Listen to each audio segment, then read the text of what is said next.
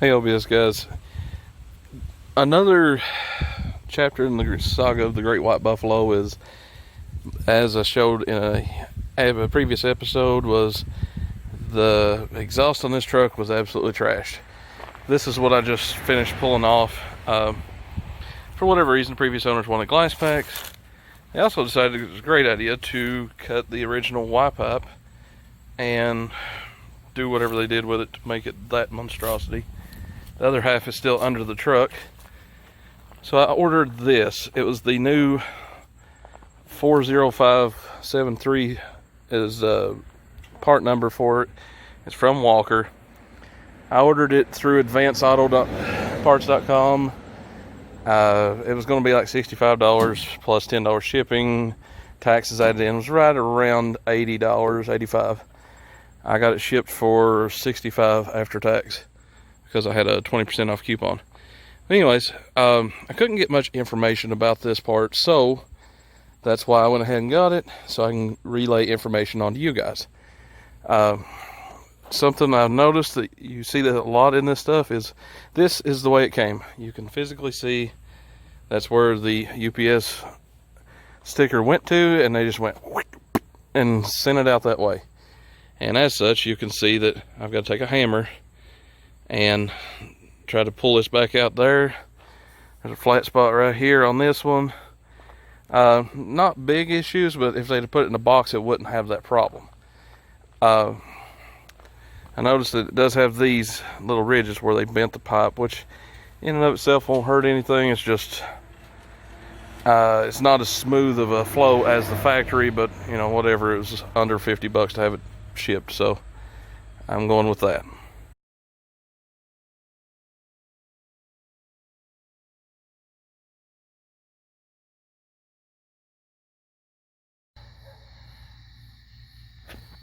So here we are. It's after dark, but being the smart boy I am, I have lights to work with. And up on under here, if you remember the oil cooler job I did a few months back, back in February, I think it was, March, it's not leaking, so I did my job right.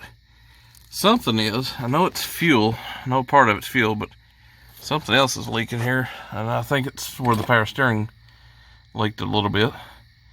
But anyways, as far as that goes, everything seems to be okay under here.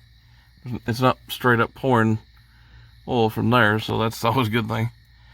Anyways, back to the exhaust. I got under here, fiddled around.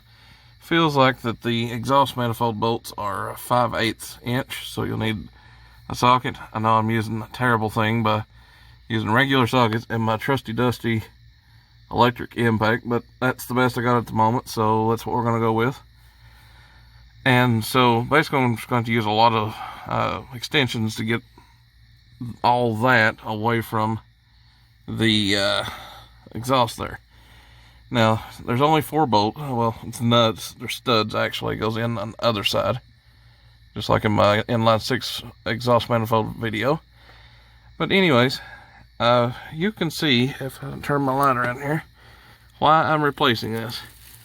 They pieced it together there. They screwed it over right there.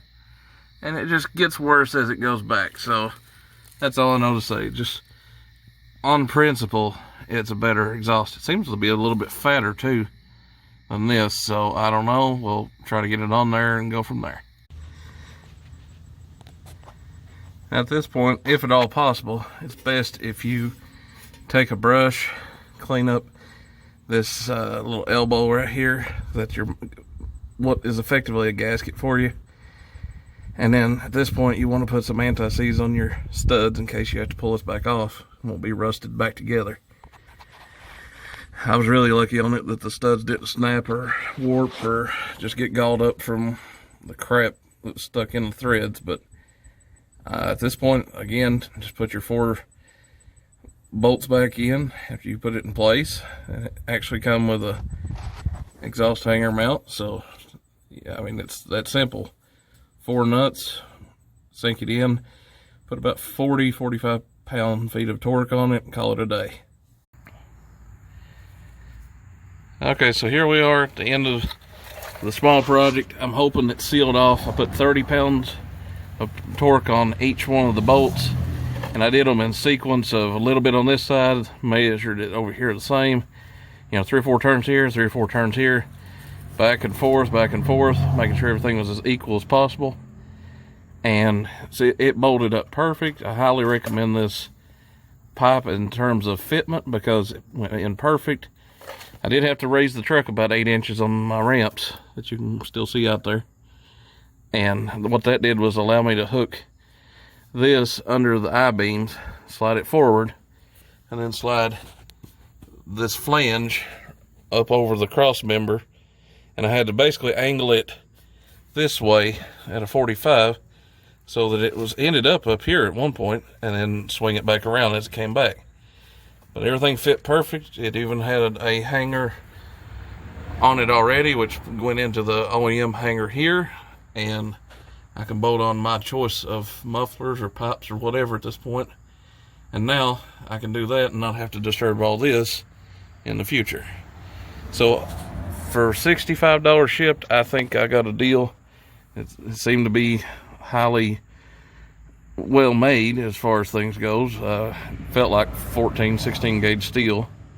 The information I gave earlier in the video was stuff that even online it didn't, for the placement of the part, it didn't tell you exactly how large the pipes were. It just said it was approximately 4 feet long, which is about right. And if I'm thinking correctly, this basically came to the back of the seat. There's an intermediate pipe you can add on out there. It gets at another 20 inches or so for the muffler. Yeah, it goes on out to the muffler, but at this point it just gives me an easy way to not disturb the front components by just using a flange and 2 bolts in the back.